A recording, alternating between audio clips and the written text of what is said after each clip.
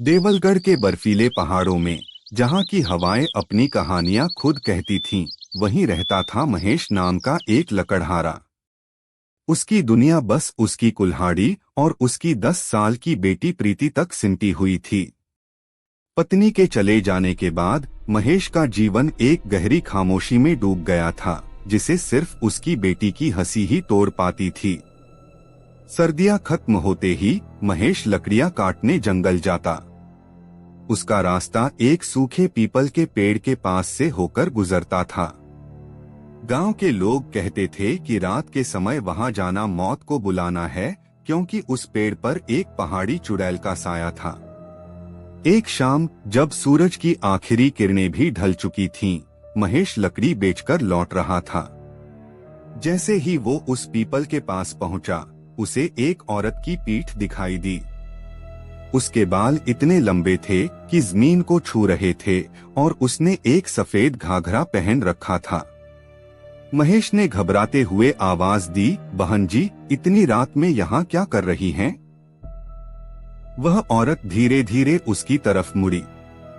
उसका चेहरा इतना खूबसूरत था कि महेश एक पल के लिए सब कुछ भूल गया, लेकिन उसकी आंखों में एक अजीब अमानवीय चमक थी और उसके चेहरे पर एक ऐसी मुस्कान थी जो दिल में डर पैदा कर रही थी। वो एक ऐसी आवाज में बोली जो शहद से भी मीठी थी, मैं तुम्हारा ही इंतजार कर रही थी, महेश। महेश के रोंगटे खड़े हो गए। आप मुझे जानती हैं? औरत की मुस्कान और गहरी हो गई। मैं तुम्हें कई दिनों से देख रही हूँ। रोज यहाँ से गुजरते हो अकेले। क्या तुम्हारी बेटी के पास माँ नहीं है? यह सुनकर महेश के भीतर का डर और बढ़ गया। उसे महसूस हुआ कि यह कोई इंसान नहीं है। उसकी बातों में एक ऐसा आकर्षण था जो उसे अपनी ओर खींच रहा था। मुझे घर जाना है, मेरी बेटी इंतजार कर रही होगी। औरत उसके करीब आई और बोली, मैं तुम्हारी बेटी की मां बन सकती हूँ, मैं तुम्हें और तुम्हारी बेटी को सब कुछ दे सकती हूँ। बस मुझे अपने घर ले चलो। महेश ने देखा कि उसके पैर उल्टे हैं और उसकी पलकें नहीं झपक रही थीं। ये देखते ही उसके मन में एक भयानक विचार कौंधा। ये वही चुड़ैल है जिसके बारे में गांव वाले बात करते हैं। वो तेजी से पीछे हटा और अपनी कुल्हाड़ी से जमीन पर एक घेरा बना दिया। तुम मेरे घर नहीं आ सकती। चुड़ैल की आंखों में गुस्सा झलकने लगा। तुम मेरी बात मानोगे महेश? तुम्हारी बेटी अकेली है। उसकी आवाज में अब मिठास नहीं, बल्कि एक जानलेवा आदेश था। महेश ने अपनी सारी ताकत लगाकर एक ही झटके में उस घेरे के बाहर आकर तेजी से भागना शुरू कर दिया। उसने पीछे मुड़कर नहीं देखा, लेकिन उसे महसूस हो रहा था कि कोई उसका पीछा कर रहा है। अगले दिन और उसके अगले दिन भी महेश ने उस औरत को उसी पेड़ पर बैठे पाया। वह उसकी ओर देख रही थी, जैसे कह रही हो, तुम मुझसे बच नहीं सकते। चौथे दिन महेश ने हिम्मत करके गांव के सबसे बुजुर्ग हरिराम काका को सारी बात बताई। काका ने कहा, महेश, वो तुम्हें अपने जाल में फंसाना चाहती है। अगर तुम्हें उससे बचना है तो उसकी शक्ति को कमजोर करना होगा। अगर तुम उसकी चोटी का एक हिस्सा भी काट दोगे तो वो तुम्हारे काबू में आ जाएगी।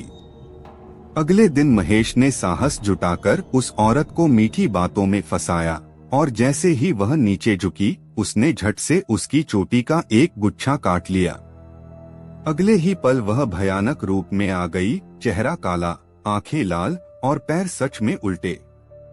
वह चीखी, महेश, तुमने मुझे धोखा दिया। लेकिन अब वह महेश के वश में थी।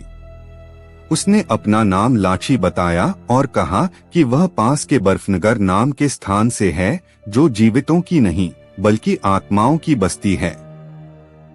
लाची अब महेश के घर आने जाने लगी।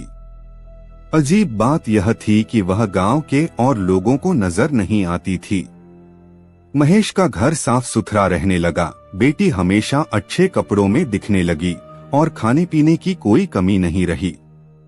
लेकिन महेश को हमेशा यह डर सताता रहता था कि कहीं लाची फिर से आजाद न हो जाए। उसने उसके बालों को एक मटके में बंद करके घर के पीछे मिट्टी में दबा दिया। साल बीतते गए, मगर एक दिन प्रीति खेलते खेलते उसी जगह मिट्टी खोदने लगी। उसने मटके को बाहर निकाला। लाची ने जैसे ही उसे देखा, उसकी आंखों में एक भयानक चमक आ गई। उसने प्रीति के हाथ से मटका छीनकर उसमें से बाल निकाले और उन्हें आग में जला दिया। उस रात लाची ने महेश से कहा, अब मैं आजाद हूं। महेश, उसकी आंखों में अब वह भयानक चमक थी जो पहले थी।